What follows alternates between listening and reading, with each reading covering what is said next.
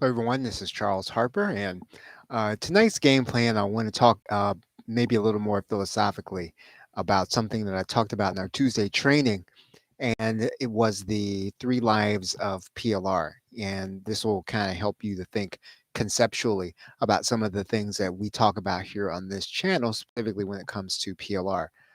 PLR has three lives, and one of those lives is obviously when you get it and you're going to turn it into something to sell almost immediately or whatever the purpose is. So we consider that, going to, we have a PLR setup guide. You're going to put it and make it available with a buy button and you're going to sell it, right? That's pretty much what you do with a PLR product that you whether you've got resale rates, whether you've got PLR rates, whatever the rates are, you are then pretty much getting it, using it as it is advertised. The second life of PLR really is, using it with other pieces. So, you're taking something that maybe you got that is a course, you got some other stuff that isn't a course, you got things from a different course, and you're combining it into something, and you're going to do more than rebrand it. You're going to turn it into something entirely different. So you're not using it as it is constructed. What you're doing is you're really putting it together into something that you think is either going to meet the market or fit your customer base, and you've basically remade it, whether or not and we don't recommend that you reshoot videos and redo them. You have remade it. Even if you don't do anything to the underlying components, you've remade it by combining it with other things and then giving it a different wrapping, giving it a different name, giving it something that's entirely different. Maybe you've grown it, made it huge because you've got 10 other things in there, or maybe you shrunk it down and you're going to make it into two different things. So what you've basically done is, what we call that is repurposing, but really it's more than that. You've turned it into an entirely different product in order to sell. The third way is really, to put it inside of a continuity offer. And what you're doing with it then, even if you've done those other two things, you can still give it a third life. And what you're doing then is you were increasing the value of one thing.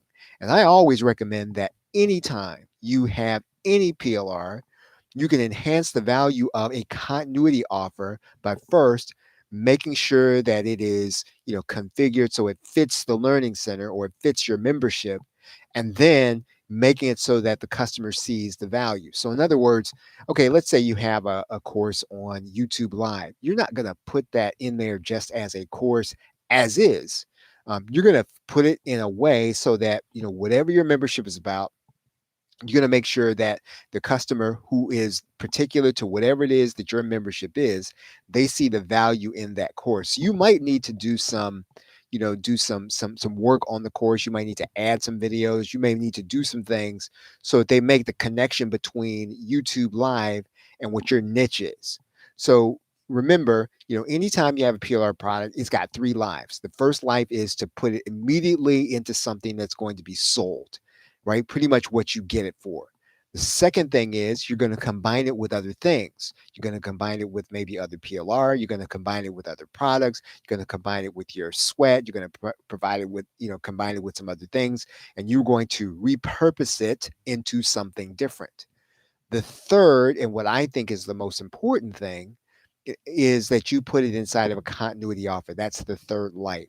You're going to make sure that you are growing that, and I like to call it an asset, right? So whatever your continuity offer is, it should be growing in value every successive day because you're taking new things and putting them in there. So when you buy things, and I said this in my Tuesday training tonight, and I really do mean this, when you really put together a continuity offer this way, and what you're doing is you're putting it together and you're adding value to it so that your customer sees that value, again, 20 times the value, you really, quite frankly, you probably don't have enough PLR. And I know I hear people say all the time, I got so much PLR, it's all over my desk. I don't know what to do with it. I've got reams and reams and reams of it.